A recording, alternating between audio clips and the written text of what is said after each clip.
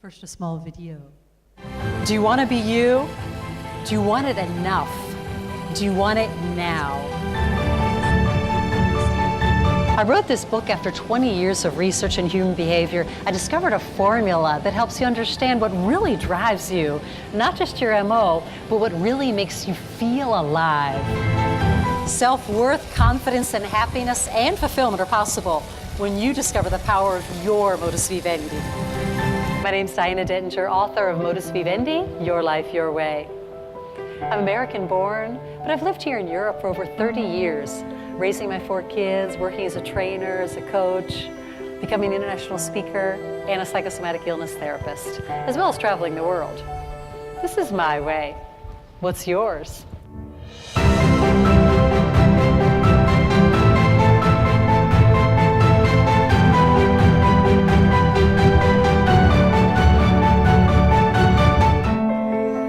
Find out in my latest book, Modus Vivendi, Your Life, Your Way.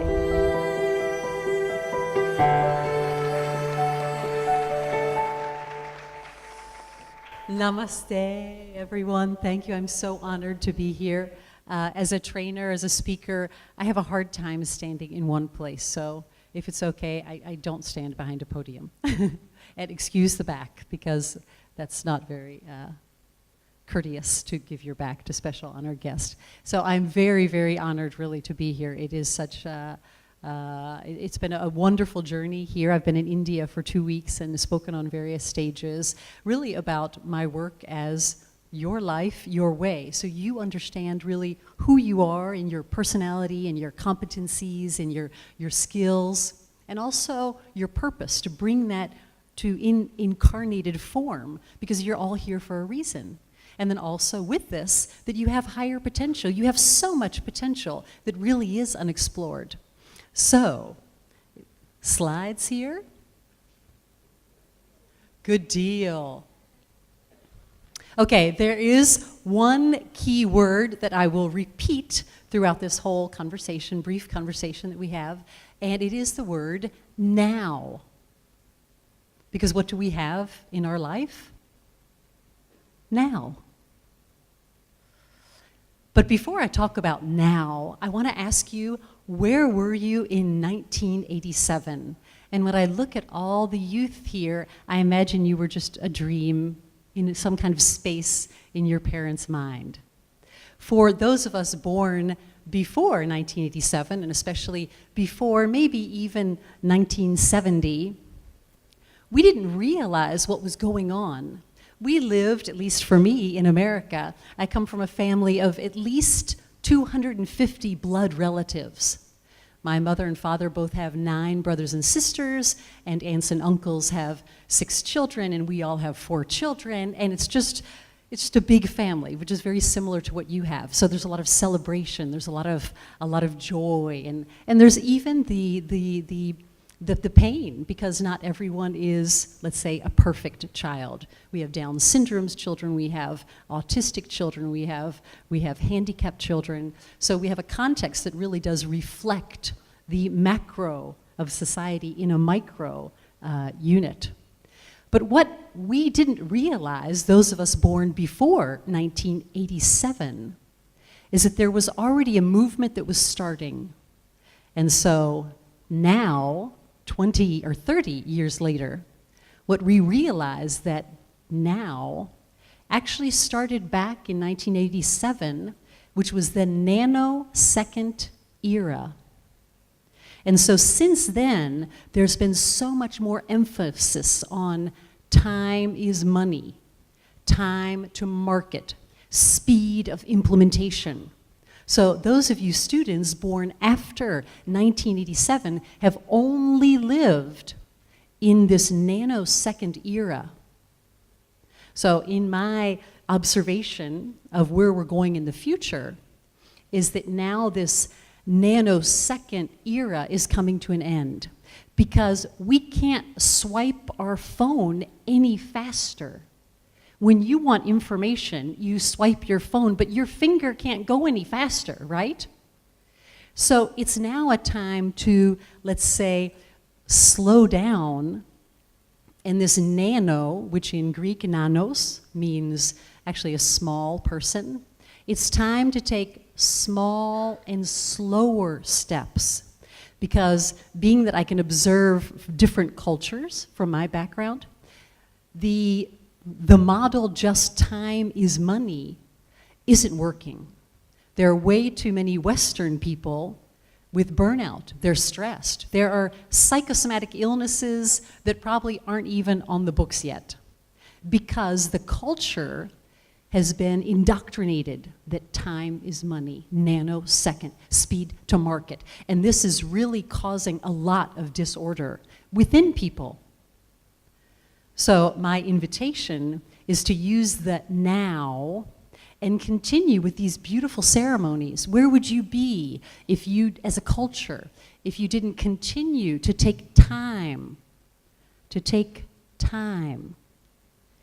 Because the future model that will actually impact the world more is not the fast SMS or text message or LinkedIn post or whatever, that you can reach the whole world in an instant. It'll be relationships. And relationships take time.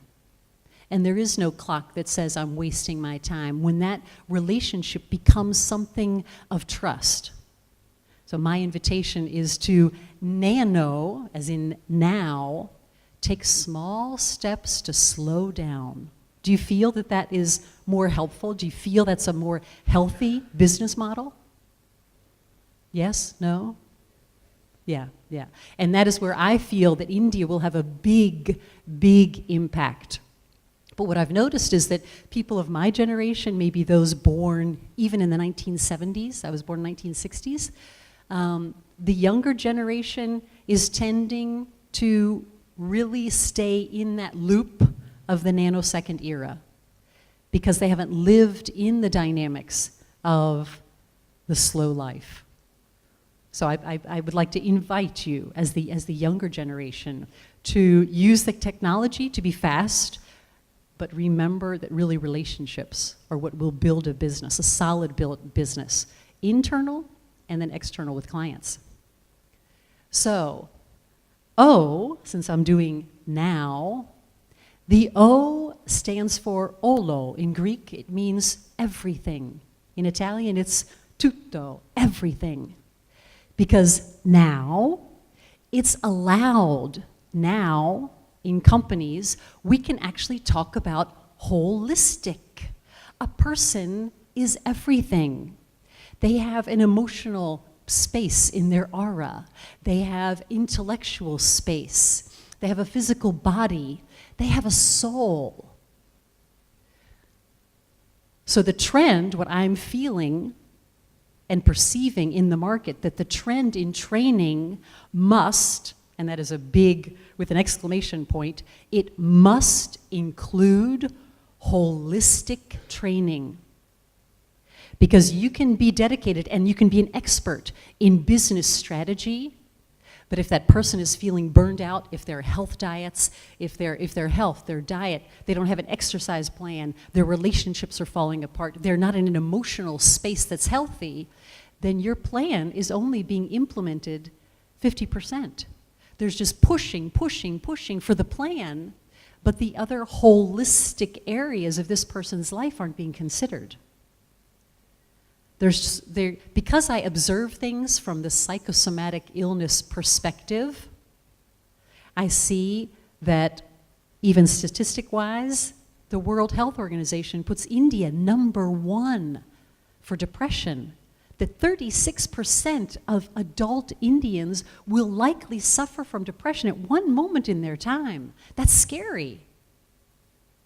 So out of 10 friends, 4 of them will be down and out. That's sad. That's sad. And there's a rise in diabetes. There's a rise in cancer. Why is that? Because we've pushed for a model that is not holistic. We've pushed for a model that is just time is money, business, push, burnout, get the results. In my observation, we really are so much more. And when training can include a holistic perspective, people will be happier, healthier, and then more productive, because it's cause and effect, right? How many of you are students? Raise your hand. Yeah, thank you. And how many of you are trainers that do business, like hard skills? Business and strategic planning. How many of you do leadership? So leadership is sort of between hard skills and soft skills. How many of you do just pure soft skills? Okay. How many of you do health? Is there anyone that does like a health trainer, personal trainer, coaching? Super. My invitation is to co-create programs that are holistic based.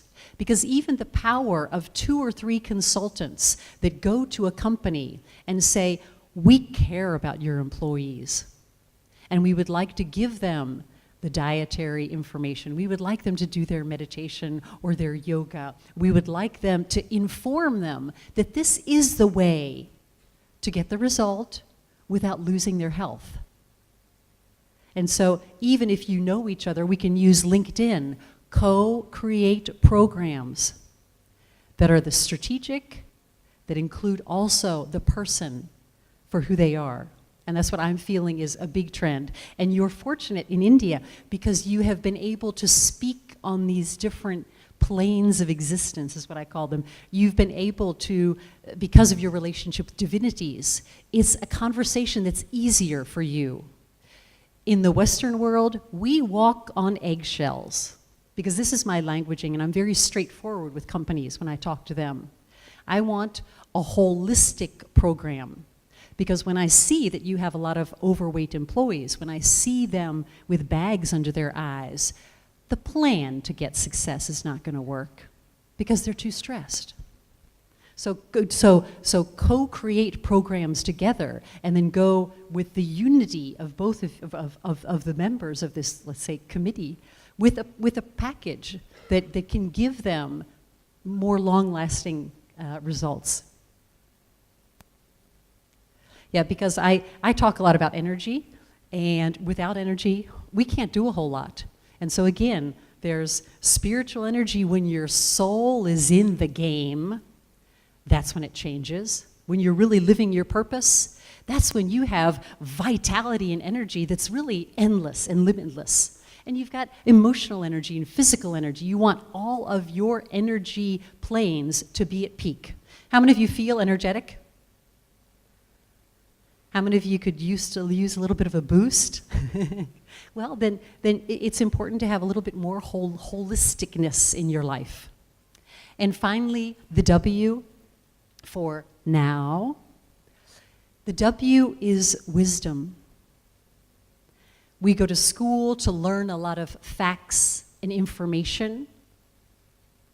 But as a trainer, what I'm feeling is even more important is not to be a one-way relationship that I teach you how. It's that I give you the energy and the time and the calm and the techniques that you find your inner wisdom. Because we can only improve the world if we access that something that for the outside is still unknown, that's inside, just needs to be maybe awakened. And what that inside thing that comes out, not because someone put it in us, it's because it's already there. But you can't access it if you're running around all day.